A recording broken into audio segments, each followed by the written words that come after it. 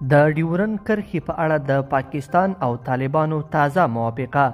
طالبانو له پاکستان سره کومه موافقه وکړله؟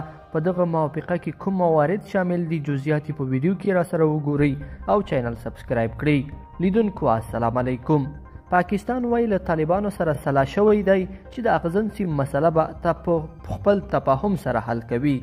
پاکستان وایي د طالبانو له موقت حکومت سره موافقې ته رسیدلی چې پر پوله د اغزن سیم د تیرولو مسله د خبرو له لارې حل کړي. پاکستان ابزورور ورځپاڼې د یوې جګپوړي چارواکي په قول لیکلي چې دا پریکړه وروسته له دې وشوه چې د ننګرهار ولایت په یوه برخه کې طالب جنګیالیو ازغن سیم لرې کړ. دغه پاکستانی چارواکي ویلي چې ورځپاڼې یې نوم نه دی څرګند کړی. د طالبانو د استخباراتو یو سیمهیز مشر هڅه وکړه چې اغزن سیم لرې کړي، خو هغه دا کار د خپل مشرتابه له تاییده پرته کړی و.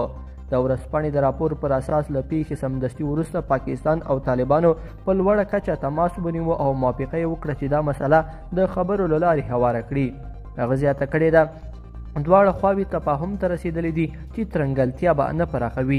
د ننګرهار د ګوشتي ولسوالۍ اوسیدونکي وایي چې پاکستاني پوځیان دې ولسوالۍ ته څو کیلومتره دننه ورغلي او له ډیورن کرښې دې خوا یې ازغن سیم تیر کړی دی. پاکستانی چارواکي ابزور ورځپاڼې ته په ضمني ډول منلې ده چې سیم څخه څه ناڅه وروسته وړاندې شوی، خو دواړه خواوو منلې چې په خبرو او دوه اړخیز تفاهم به یې حل کوي.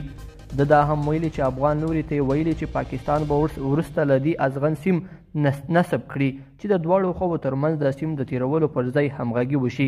ورځپاڼه ادعا کوي چې له پیښې وروسته د طالبانو دفاع وزیر ملا یعقوب چې د طالبانو د مؤسس ملا عمر زوی هم دی سیمې ته لاړ او طالب قمندانانو ته یې لارښوونه وکړه چې بیا داسې ونه کړي.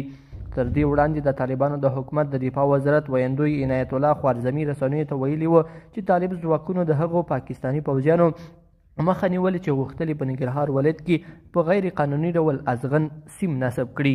لیدونکو په دې هیله چې دا مطلب به مو تر پایه لیدلی وي. کومه ویډیو خوښه شوې ویډیو لایک کړئ او چینل سبسکرایب کړئ. تر بیا ښه وخت.